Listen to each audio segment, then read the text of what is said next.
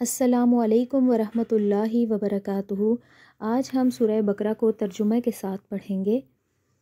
سورہ بقرہ مدنی ہے اور اس میں 286 آیات اور 40 رکوع ہیں۔ شروع کرتا ہوں اللہ کے نام سے جو بڑا مہربان نہایت رحم والا ہے۔ الف لام میم۔ اس کتاب کے اللہ کے کتاب ہونے میں کوئی شک نہیں، پرہیزگاروں کو راہ دکھانے والی ہے۔ جو لوگ غیب اور ایمان لاتے ہیں اور نماز کو قائم رکھتے ہیں اور ہمارے دیے ہوئے مال میں سے خرچ کرتے ہیں، اور جو لوگ ایمان لاتے ہیں اس پر جو آپ کی طرف اتارا گیا اور جو آپ سے پہلے اتارا گیا، اور وہ آخرت پر بھی یقین رکھتے ہیں، یہی لوگ اپنے رب کی طرف سے ہدایت پر ہیں اور یہی لوگ فلاح اور نجات پانے والے ہیں۔ کافروں کو آپ کا ڈرانا یا نہ ڈرانا برابر ہے۔ یہ لوگ ایمان نہ لائیں گے، اللہ تعالیٰ نے ان کے دلوں پر اور ان کے کانوں پر مہر کر دی ہے اور ان کی آنکھوں پر پردہ ہے اور ان کے لیے بڑا عذاب ہے۔ بعض لوگ کہتے ہیں کہ ہم اللہ تعالیٰ پر اور قیامت کے دن پر ایمان رکھتے ہیں، لیکن در حقیقت وہ ایمان والے نہیں ہیں۔ وہ اللہ تعالیٰ کو اور ایمان والوں کو دھوکہ دیتے ہیں، لیکن دراصل وہ خود اپنے آپ کو دھوکہ دے رہے ہیں مگر سمجھتے نہیں۔ ان کے دلوں میں بیماری تھی، اللہ تعالیٰ نے انہیں بیماری میں مزید بڑھا دیا اور ان کے جھوٹ کی وجہ سے ان کے لیے دردناک عذاب ہے۔ اور جب ان سے کہا جاتا ہے کہ زمین پر فساد نہ برپا کرو تو جواب دیتے ہیں کہ ہم تو صرف اصلاح کرنے والے ہیں۔ خبردار، یقیناً یہی لوگ فساد کرنے والے ہیں لیکن شعور نہیں رکھتے۔ اور جب ان سے کہا جاتا ہے اور لوگوں یعنی صحابہ کی طرف تم ایمان لاؤ، اور جواب دیتے ہیں کہ کیا ہم ایسا ایمان لائیں جیسے بیوقوف لائے ہیں؟ خبردار ہو جاؤ، یقیناً یہی بیوقوف ہیں لیکن جانتے نہیں۔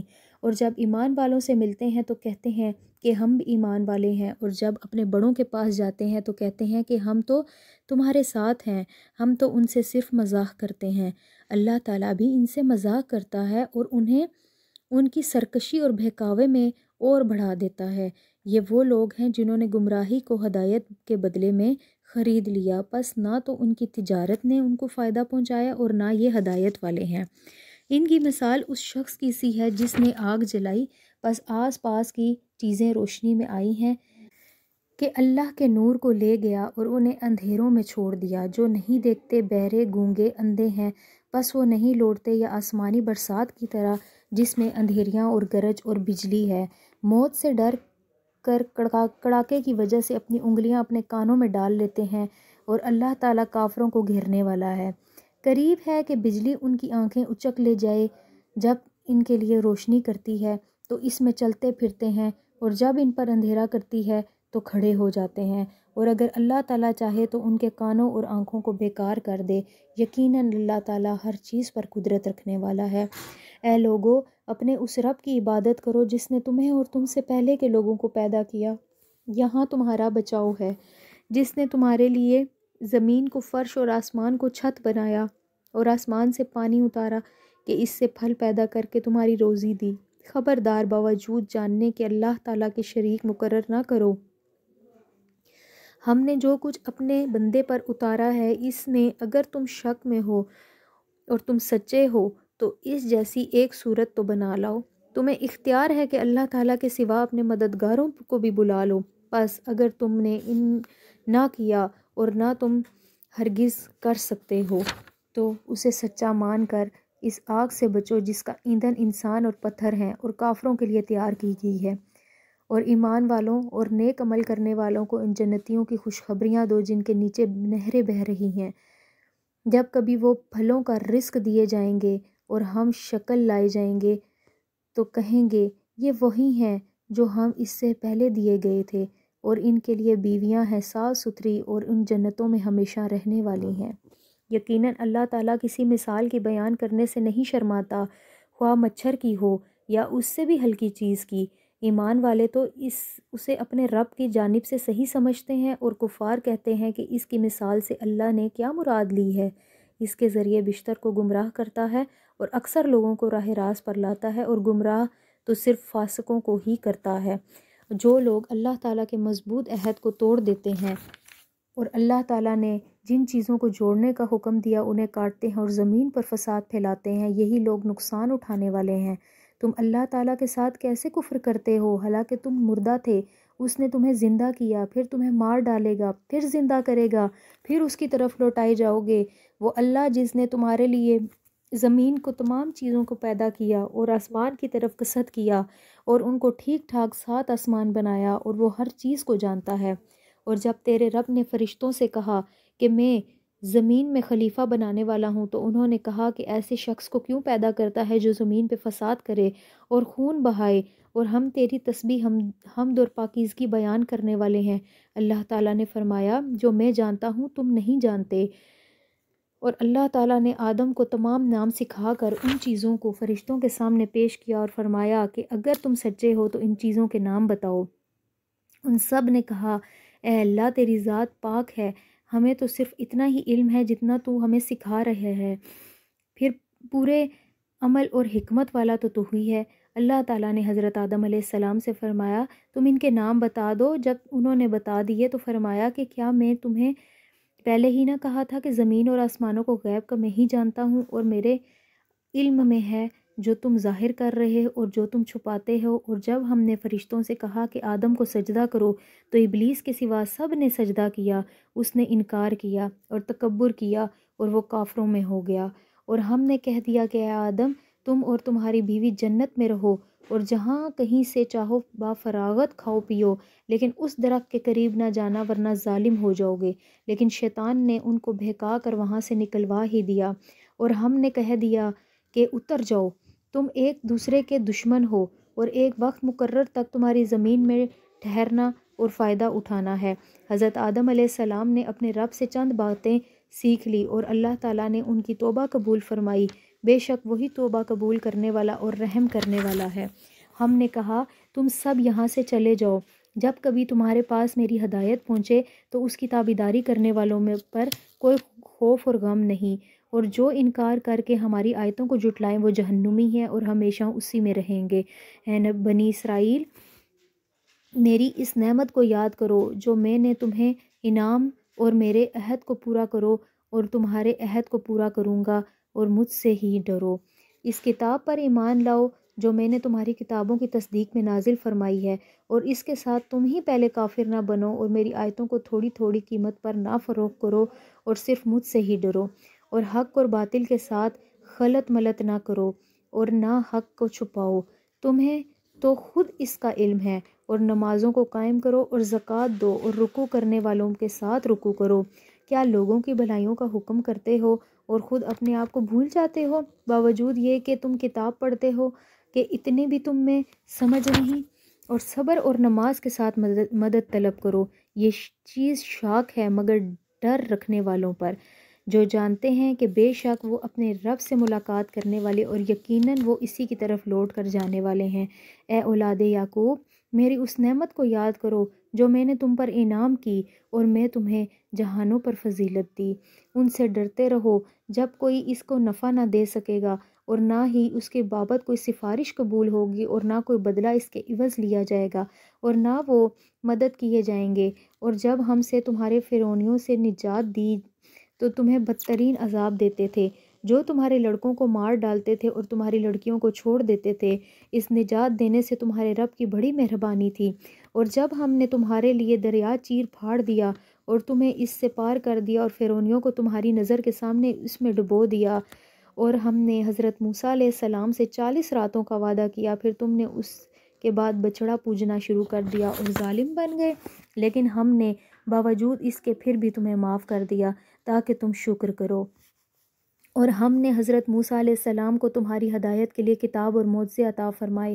جب حضرت موسیٰ علیہ السلام نے اپنی قوم سے کہا کہ اے میری قوم، بچھڑے کو معبود بنا کر تم نے اپنی جانوں پر ظلم کیا ہے، اب تم اپنے پیدا کرنے والوں کی طرف رجوع کرو، اپنے کو آپس میں قتل کرو، تمہاری بہتری اللہ تعالیٰ کے نزدیک اسی میں ہے۔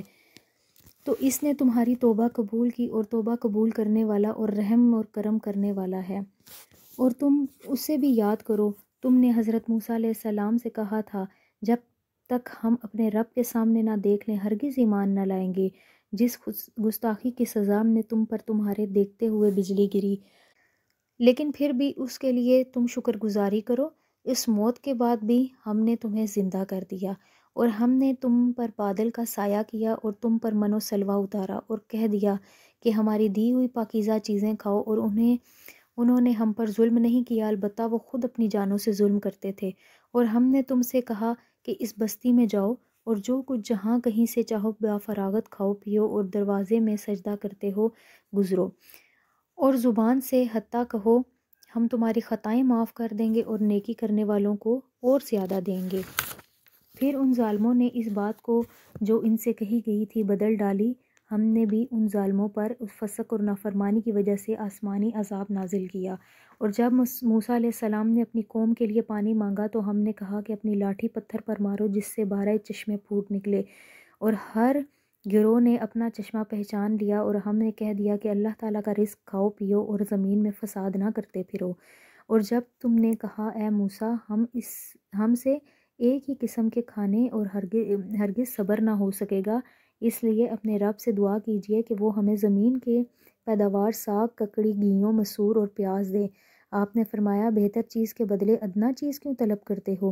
اچھا شہر میں جاؤ، وہاں تمہاری چاہت کی یہ سب چیزیں ملیں گی۔ ان پر ذلت اور مسکینی ڈال دی گئی اور اللہ تعالیٰ کے غضب لے کر وہ لوٹے، یہ اس لیے کہ اللہ تعالیٰ کی آیتوں کے ساتھ کفر کرتے تھے اور نبیوں کو ناحق قتل کرتے تھے۔ ان کی نافرمانیوں اور زیادتیوں کا نتیجہ ہے، مسلمان ہوں، یہودی ہوں، نصارہ ہوں یا صابی ہوں، جو کوئی بھی اللہ تعالیٰ پر اور قیامت کے دن پر ایمان لائے اور نیک عمل کرے، ان کو اجر ان کے رب کے پاس ہے، اور ان پر نہ تو کوئی خوف ہے اور نہ اداسی۔ اور جب ہم نے تم سے وعدہ لیا اور تم پر طور پہاڑ لا کھڑا کر دیا اور کہا جو ہم نے تمہیں دیا ہے اسے مضبوطی سے تھام لو اور جو کچھ اس میں ہے اسے یاد کرو تاکہ تم بچ سکو، لیکن تم اس کے بعد بھی پھر گئے، پھر اگر اللہ تعالیٰ کے فضل اور اس کی رحمت تم پر نہ ہوتی تو تم نقصان والے ہو جاتے، اور یقیناً تمہیں ان لوگوں کا علم بھی ہے جو تم میں سے ہفتہ کے بارے میں حد سے بڑھ گئے، اور ہم نے بھی کہہ دیا کہ تم ذلیل بندر بن جاؤ۔ اسے ہم نے اگلوں پچھلوں کے لیے عبرت کا سبب بنا دیا اور پرہیزگاروں کے لیے واعظ و نصیحت کا۔ اور حضرت موسیٰ علیہ السلام نے جب اپنی قوم سے کہا کہ اللہ تعالیٰ تمہیں ایک گائے ذبح کرنے کا حکم دیتا ہے تو انہوں نے کہا ہم سے مذاق کیوں کرتے ہو؟ ہم نے جواب دیا کہ میں ایسا جاہل ہونے سے اللہ تعالیٰ کی پناہ پکڑتا ہوں۔ انہوں نے کہا اے موسیٰ دعا کیجئے اللہ تعالیٰ ہمارے لیے اس کے ماہیت بیان کر دے۔ آپ نے فرمایا وہ کہتا ہے گائے نہ تو بالکل بڑھیا ہو نہ بچہ بلکہ درمیانی عمر کی نوجوان ہو، اب جو تمہیں حکم دیا گیا ہے بجا لاؤ۔ وہ پھر کہنے لگے کہ دعا کیجئے کہ اللہ تعالیٰ بیان کرے کہ اس کا رنگ کیا ہے۔ فرمایا وہ کہتا ہے کہ وہ گائے زرد رنگ کی ہے، چمکیلا اور دیکھنے والوں کو بھلا لگنے والا اس کا رنگ ہے۔ وہ کہنے لگے کہ اپنے رب سے اور دعا کیجئے ہمیں اس کی مزید ماہیت بتلائیے، اس قسم کی گائے تو بہت ہیں، پتہ نہیں چلتا، اگر اللہ تعالیٰ نے چاہا تو ہم ہدایت والے ہو جائیں گے۔ آپ صلی اللہ علیہ وآلہ وسلم نے فرمایا اللہ کا فرمان ہے کہ وہ گائے کام کرنے والی، زمین میں ہل جوتنے والی اور کھیتیوں کو پانی پلانے والی نہیں، وہ تندرست اور بے داغ ہے۔ انہوں نے کہا اب آپ نے حق واضح کر دی، گو وہ حکم برادری کے قریب نہ تھے لیکن اسے مانا اور وہ گائے ذبح کر دی۔ جب تم نے ایک شخص کو قتل کر ڈالا پھر اس میں اختلاف کرنے لگے اور تمہاری پوشیدگی کو اللہ تعالیٰ ظاہر کرنے والا تھا، ہم نے کہا کہ اس گائے کا ایک ٹکڑا مقتول کے جسم پر لگا دو، وہ جی اٹھے گا۔ اسی طرح اللہ تعالیٰ مردوں کو زندہ کر کے تمہیں تمہاری عقل مندی کے لیے اپنی نشانیاں دکھاتا ہے، پھر اس کے بعد تمہارے دل پتھر جیسے بلکہ اس سے بھی زیادہ سخت ہو گئے، بعض پتھروں سے تو نہریں بہہ نکلتی اور بعض پھٹ جاتے اور ان میں سے پانی نکل آتا، اور بعض اللہ تعالیٰ کے ڈر سے گر پڑتے، اور تم اللہ تعالیٰ اپنے اعمال سے غافل نہ جانو۔